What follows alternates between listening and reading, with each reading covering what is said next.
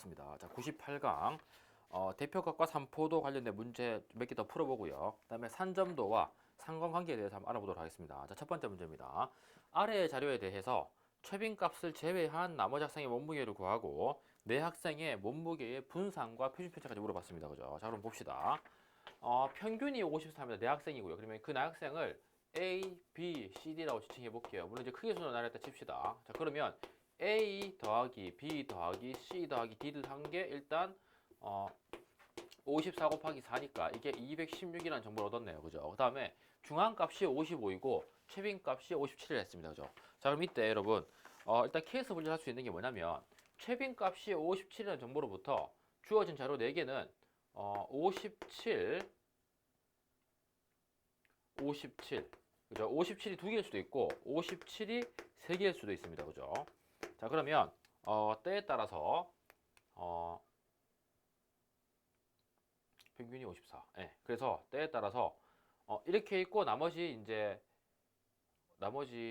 라지 A, 라지 B 할까 이렇게. 라지 A, 라지 B.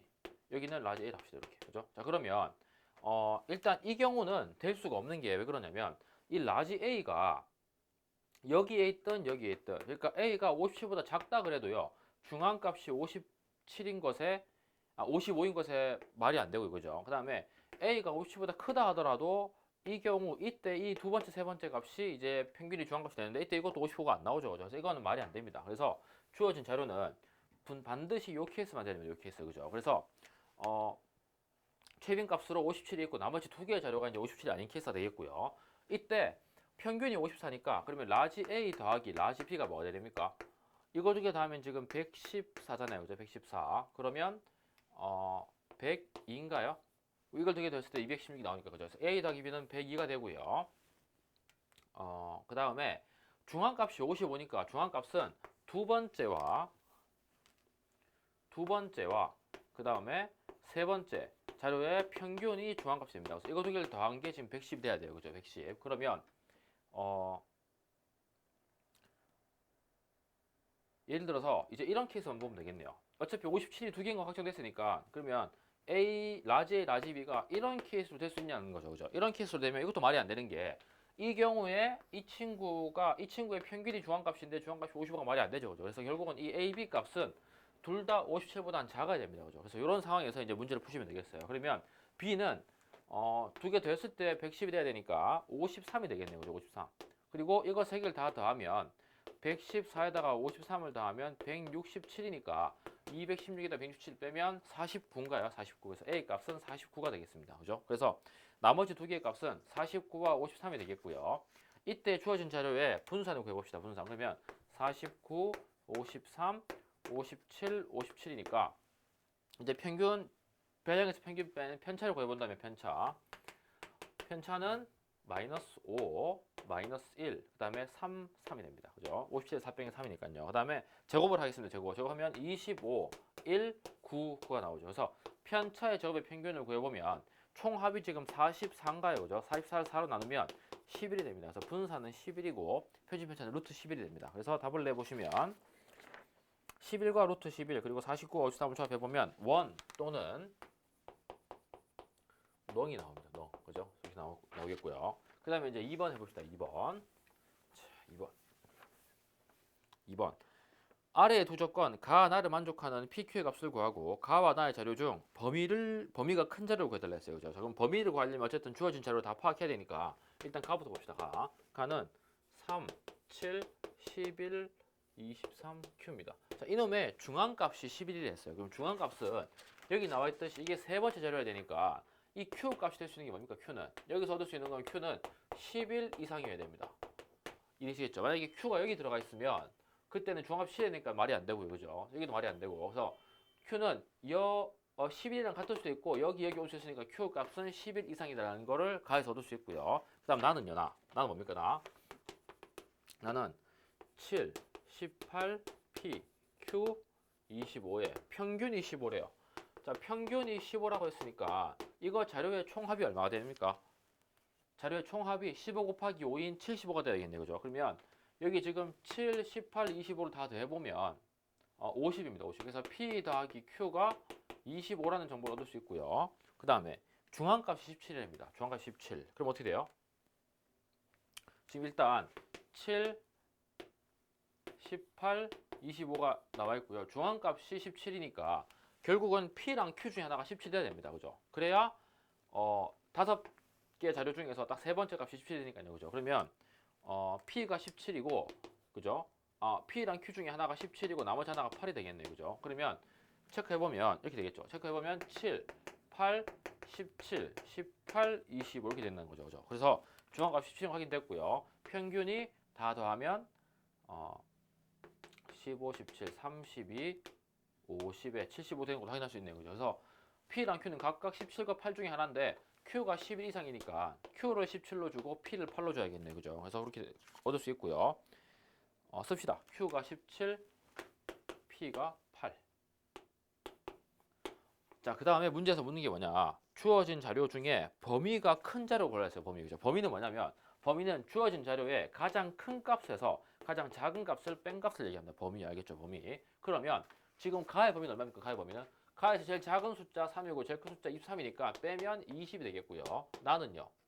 제일 작은 숫자가 7이고 제일 큰 숫자 25니까 20에서 7 빼면 18인가요? 그죠? 18. 그래서 범위가 큰 값은 가입니다. 가.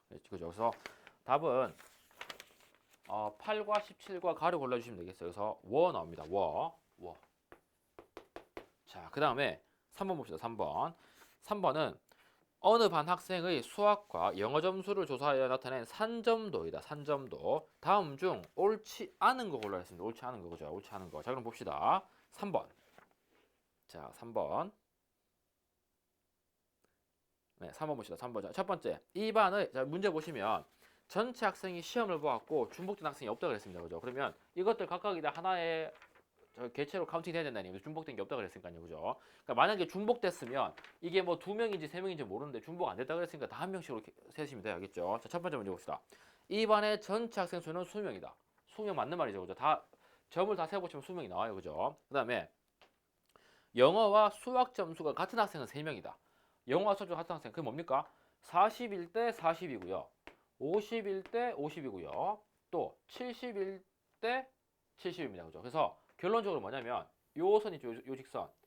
요 선 위에 있는 i를 세달라는 얘기입니다. 근데 이 직선 세보시면 y는 x라는 직선입니다. 그죠? 그래서 기울기가 1인 거 y는 x에 대한 점이 몇 명이냐? 여기 하나, 둘, 세 명이니까 영어 점수와 수학 점수가 같은 학생이 3명 있다는 얘기죠. 그래서 맞는 말이고요.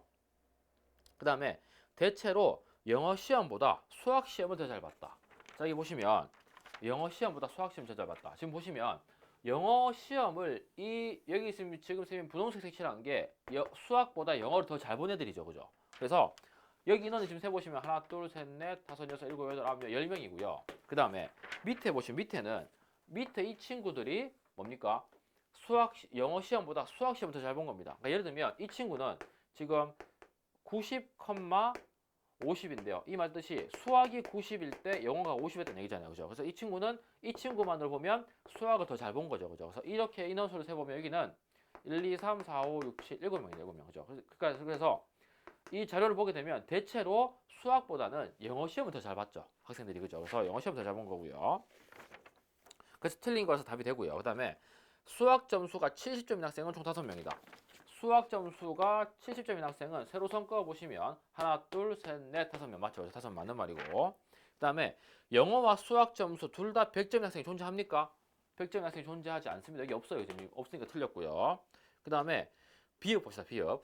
영어와 수학 점수의 합이 11번째로 좋은 학생의 점수의 합은 130점이다 물었어요. 자, 지금 보세요. 11번째로 좋은 학생이에요. 여러분 보세요. 그러면 영어와 수학 점수의 합이니까 수학을 x라고 영어를 y를 하면 결국은 지금 우리는 x 플러스 y 값을 묻고 있는 거예요. 그죠?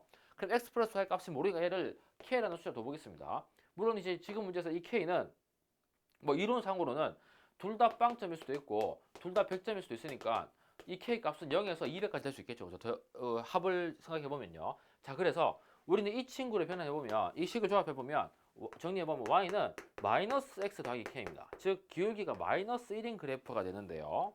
자, 그래서 이제 체크해보면 뭐냐면요.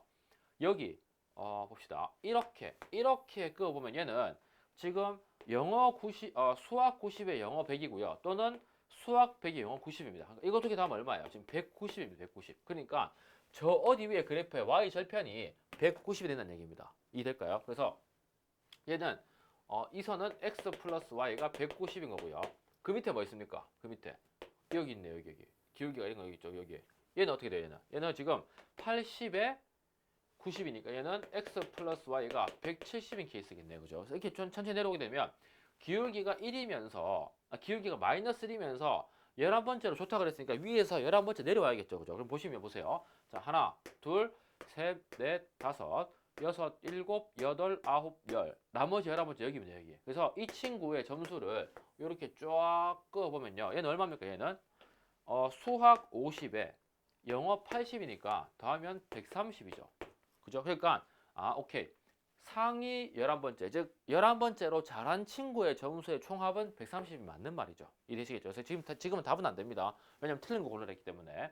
그래서 뭐 하나만 더 말씀드려보면 다섯 번째로 성적이 좋은 학생 어디 있습니까? 다섯 번째 성적이 좋은 학생 어디 있어요? 그러면 하나, 둘, 셋, 넷, 다섯이니까 이 친구. 이 친구를 이렇게 y는 x로 그려보면 얘는 어떻게 돼요? 수학 90에 영어가 70이니까 90 더하기 70에서 얼마입니까? 160점이 되겠죠. 그죠? 그래서 이 친구는 x 더하기 y가 160이니까 찾아보시면 이제 y는 마이너스 x 더하기 160이어서 이쪽 y 절편이 여기 어딘가에 160인 곳에 이제 지키게 된다는 얘기입니다. 알겠죠? 그래서 요거 합 구하는 거 잘 기억하시고요. x 플러스 y를 구하는 거 알겠죠? 그래서 답은 t극과 이가 나옵니다. t극과 이. 그래서 t가 나옵니다. t. 자, 정리 좀 할게요. 다시.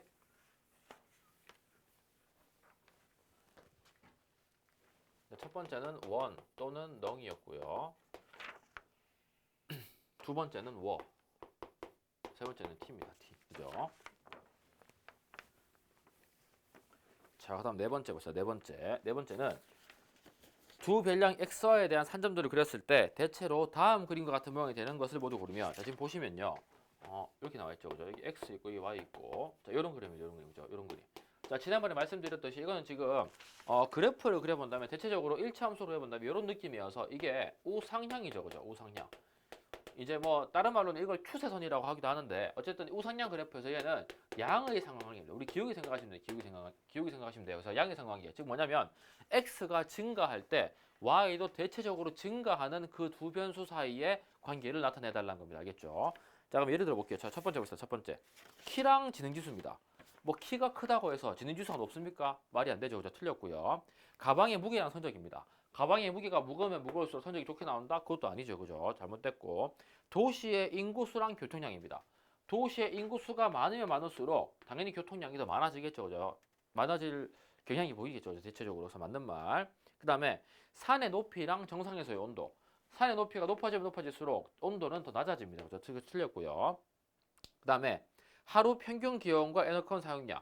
평균 기온이 높으면 높을수록 여름철에 더우면 더울수록 에어컨 사용량이 더 많아지겠죠. 그래서 맞는 말이고요. 기차 속도랑 소요 시간이에요. 기차 속도가 빠르면 빠를수록 소요 시간 더 줄어들겠죠. 그죠? 그러니까 KTX랑 또 뭐 있습니까? 무궁화호 있죠. 무궁화호. 무궁화호 따지고 보면 KTX가 더 빠르니까 소요 시간은 더 KTX가 더 짧잖아요. 그죠? 그래서 틀린 거고요. 그래서 답을 내보시면 니은의 어라서 너입니다. 너. 자, 지금 여러분 이게 보게 되면 상관관계인데요. 상관관계. 여기서 요거 하나 봅시다. 도시의 인구수와 교통량이 지금 양의 상관관계를 했습니다. 그죠? 그러니까 인구수가 많으면 많을수록 교통량이 더 많아진 경향이 있습니다. 그죠? 많아진 경향이 있는데 이거를 지금처럼 해석하시면 안 됩니다. 뭐냐면요. 도시의 인구수가 많기 때문에 교통량이 더 많아진다라고 즉 인과관계로 해석하시면 절대 안 됩니다. 알겠죠? 이걸 절대 하면 안 돼요. 그러니까 교통량이 많아지는 요인은 인구수뿐만이 아니라 또 다른 것도 있습니다. 그죠? 알겠죠? 그래서 뭐 교통량이 많아지는 요인이 뭐 있을까요? 인구수뿐만 아니라 뭐 교통량의 기준에 따라 뭐 다르겠지만 뭐 배차 시간이 있을 수도 있고요. 그죠? 배차 시간. 왜냐면 배차 시간이 뭐 1시간인 거랑 10분인 건 당연히 10분이 더 많을 거 아니에요. 교통량이. 그죠? 그러니까 의도는 뭐냐면 이 교통량을 결정짓는 요인이 인구수뿐만이 아니라는 얘기입니다. 알겠죠? 그래서 이거를 상관관계 즉 인구수가 많아지면 대체로 교통량이 증가할 수 있지만 인구수가 많아지기 때문에 교통량이 많아진다고 생각하시면 안 됩니다. 알겠죠? 하나만 더 하겠습니다. 하나만 더. 뭐냐면 흡연이죠. 흡연을 하게 되면 수명이 대체적으로 줍니다. 그죠? 맞죠? 그래서 이건 흡연과 수명은 이 둘은 서로 양의 상관계가 있습니다. 흡연량이 음의 상관계가 있습니다. 왜냐면 흡연량이 많아질수록 대체적으로 수명은 줄어드는 경향이 보이니까요. 그죠? 자, 그런데 이게 흡연 때문에 수명이 줄어든다고 하시면 안 됩니다. 아시겠죠? 왜냐면 수명이 줄어드는 요인은 아주 많습니다. 그죠? 그래서 흡연 때문에 수명이 줄어든다 하시면 안 되고 흡연량이 많아질수록 수명이 대체적으로 줄어드는 경향이 보인다. 이 정도까지 해석하시면 되겠습니다. 알겠죠? 그래서 상관관계와 인과관계로 혼동하지 않도록 유의하시고 자, 이어서 5번 보겠습니다. 5번. 자, 5번. 5번은 산점도가 이번에는 음의 상황입니다. 음의 상황이에요. 그러니까 하나가 증가하면 대체적으로 하나가 감소하는 게 먼저 찾아보는 겁니다. 자, 봅시다. 1번. 하루 동안 낮과 밤의 길입니다.